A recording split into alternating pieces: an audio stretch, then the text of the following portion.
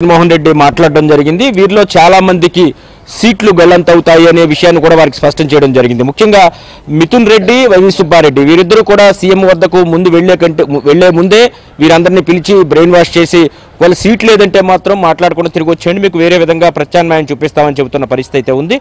దీంతో చాలా మంది ఎవరైతే సీట్లు లేవని ఇప్పటికే కన్ఫర్మ్ అయ్యిందో వాళ్ళందరూ కూడా పక్కచూపులు చూస్తున్న పరిస్థితి. ముఖ్యంగా కొద్దిసేపటి క్రితం మీరు చెప్పినట్టు జ్యోతుల చంటిబాబు కూడా తెలుగుదేశం పార్టీ వైపుకు వచ్చేందుకు సిద్ధంగా ఉన్నట్టుగా తెలుస్తుంది. మరోవైపు పిఠాపురం ఎమ్మెల్యే పెండెం దొరబాబు కూడా తెలుగుదేశం లేదా జనసేనలో చేరే అవకాశం ఉందని చెబుతున్నారు. అయితే ఇలా వచ్చే వాళ్ళందరినీ కూడా తీసుకునే పరిస్థితి ఉందా అనేది కూడా మనం ఆలోచించాల్సి ఉంటుంది. ఎందుకంటే ఆ వైసీపీలో మట్టి మాఫియా, ఇసుక మాఫియాతో పాటు అనేక అరాచకాలకు పాల్పడిన వారు తీసుకుంటే కనుక ఉన్న ఇమేజ్ దెబ్బతింటుందని భావిస్తున్న పార్టీలు ఎవరైతే క్లీన్ ఇమేజ్ ఉంటుందో అటువంటి వాళ్ళ విషయంలో ఆలోచిస్తాం.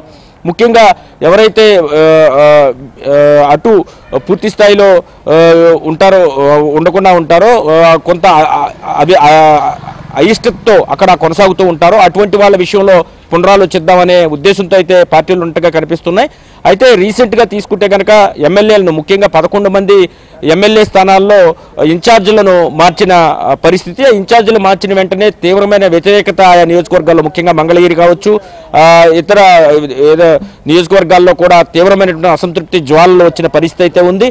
దాంతో తర్వాత మార్చే వాళ్ళందరినీ కూడా ఒక సిస్టమేటిక్గా మార్చే ఉద్దేశంతో ఒక్కొక్కరిని పిలిపించి ముందు సజ్జల, అదేవిధంగా అవినాష్ రెడ్డి వీళ్ళు మాట్లాడిన తర్వాతే వాళ్ళని ఒప్పించి తర్వాత సీఎం వద్దకు పంపుతున్న పరిస్థితి. ఒక రకంగా నియోజకవర్గాల్లో రెబిలియన్ రాకుండా జాగ్రత్త పడే ప్రయత్నం అయితే వారు చేస్తున్నారు. ఇదే సమయంలో ఆయా ఎమ్మెల్యేలు ఎవరైతే సీట్లు ఉండవని కన్ఫర్మ్ అవుతుందో వాళ్ళందరూ కూడా అంతర్గతంగా వాళ్ళ కార్యకర్తలతో సమావేశాలు నిర్వహించుకుంటున్నారు. ఏంటి భవిష్యత్ కార్యాచరణ అనేది కూడా చర్చించుకుంటున్నారు. ఒకవేళ అవతల పార్టీలు అంటే టీడీపీ, జనసేనలో కూడా సీట్లు లభించిన పక్షంలో రెబల్ అభ్యర్థిగా దిగైనా సరే ఎవరైతే తమకు సీట్ ఇచ్చి గతంలో ఎమ్మెల్యే గెలిపించారో వారినే ఓడించేందుకు కూడా సిద్ధమవుతున్న పరిస్థితి అయితే ఉంది.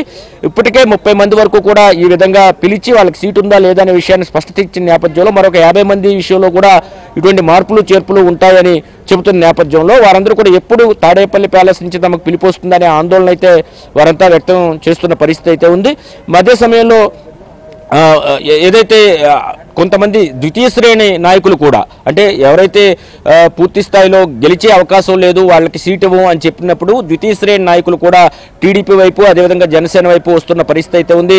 వారందరూ కూడా ఇప్పటికే ఆయా పార్టీలతో టచ్లోకి వచ్చారు. ఎందుకంటే ఎమ్మెల్యే క్యాండిడేట్ రావడం వేరు, ద్వితీయ శ్రేణి నాయకులు రావడం. ద్వితీయ శ్రేణి నాయకులు వచ్చారంటే దాని అర్థం ఖచ్చితంగా ఈ పార్టీకి వచ్చే రానున్న కాలంలో గడ్డు పరిస్థితులు ఎదురు కాబోతున్నాయని.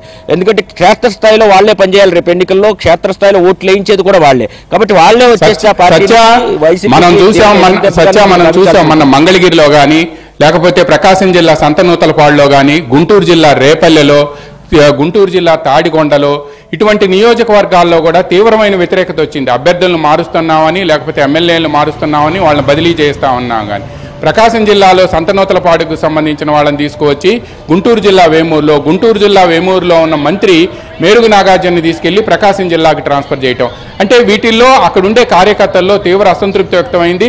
మంగళగిరిలో చూసాం. ఇప్పుడు ఇంత క్రితమే ఏబిఎన్లో కూడా ఇప్పుడు ప్రస్తుతం బ్రేకింగ్ వస్తుంది.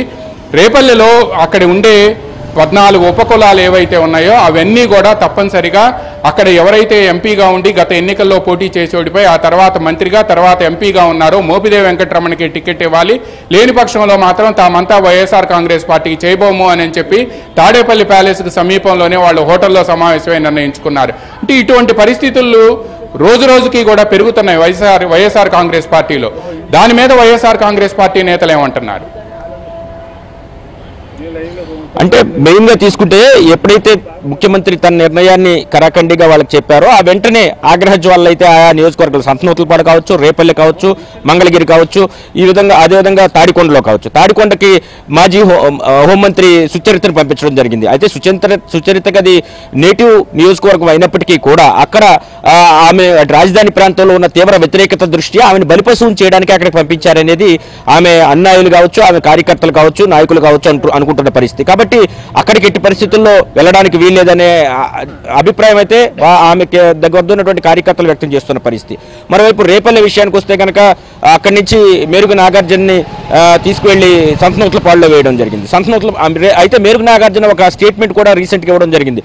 అధినేత గంగలో దూకమంటే దూకుతాను, ఆయన ఏం చెప్తే చేస్తానని చెప్పను. కానీ ఆయన దూకుతానికి సిద్ధంగా ఉన్నాడు. కానీ ఆయనతో పనిచేసిన కార్యకర్తలు రెండవ స్థాయిలో ఉన్నటువంటి నాయకులు మాత్రం దూకడానికి సిద్ధంగా లేరనేది స్పష్టత వచ్చింది. ఎందుకంటే అక్కడ కూడా ఆందోళన జరుగుతున్నాయి కాబట్టి ఈ నాయకులు ఒప్పుకున్నప్పటికీ కూడా అంటే అదిరించో బెదిరించో బతిమాలో బామాలో నాయకులు ఒప్పించినప్పటికీ కూడా కింది స్థాయి కార్యకర్తలు కాంప్రమైజ్ అయ్యే పరిస్థితి లేదు. దీంతో వారు కూడా అవసరమైతే వేరే పార్టీలోకైనా వెళ్ళిపోవాలి తప్పించి ఇక్కడ ఉండి ప్రయోజనం లేదనే ఉద్దేశానికైతే వచ్చినట్టుగా కనిపిస్తుంది. మరోవైపు మోపుదేవి వెంకటరమణ విషయానికి వస్తే ఆయన ప్రస్తుతం రాజ్యసభ ఎంపీగా ఉన్నప్పటికీ ఆయనకే సీట్ ఇవ్వాలని ఆ నియోజకవర్గ కార్యకర్తలందరూ కూడా డిమాండ్ చేస్తున్న పరిస్థితి, వారు కూడా ఆందోళన వ్యక్తం చేసిన పరిస్థితి అయితే ఉంది. ఇదే పరిస్థితి వైసీపీలో దాదాపు అన్ని నియోజకవర్గాల్లో కనిపిస్తుంది. ఎక్కడెక్కడ మార్పులు చెప్పులు ఉంటాయని చెప్తున్నారు అక్కడ. కాబట్టి ఈ విషయంలో అధిష్టానం కూడా మల్లగొలాలు పడుతున్న పరిస్థితి అయితే ఉంది. ఒక ఎమ్మెల్యే అయితే కృష్ణా జిల్లాకు చెందిన ఒక ఎమ్మెల్యే అయితే తాను పోటీ చేయను కాబట్టి తాడేపల్లి ప్యాలెస్ నుంచి పిలుపు వచ్చినా కానీ ఆయన రాని పరిస్థితి. ఇటువంటి పరిస్థితులు అయితే వైసీపీలో ఉన్నాయి. ఓకే, థ్యాంక్ యూ సత్య. అదేవిధంగా వైఎస్ఆర్ కాంగ్రెస్ పార్టీ నుంచి అనేక మంది ఎమ్మెల్యేలు తెలుగుదేశం పార్టీలోకి వెళ్లేందుకు సిద్ధమవుతున్నారు. తెలుగుదేశం పార్టీ కూడా ఇటువంటి వాళ్ళ విషయంలో చాలా ఆచితూచి వ్యవహరిస్తుంది. ఇటీవల చంద్రబాబు పార్టీ సెంట్రల్ ఆఫీసులో మీడియా సమావేశంలో మాట్లాడేటప్పుడు కూడా మేము ఎవరిని పడితే వాళ్ళని తీసుకోం, అందులో మంచి వాళ్ళు ఉండి మాకు అవసరం అనుకుంటే మాత్రమే మేము పార్టీలోకి ఆహ్వానిస్తాం, లేని పక్షంలో అటువంటి వాళ్ళని అందరినీ ఎంటర్టైన్ చేసే పరిస్థితే లేదు అని చెప్పి స్పష్టంగా చెప్పారు. ఈ నేపథ్యంలోనే అసలు తెలుగుదేశం పార్టీలో ఏం జరుగుతుంది?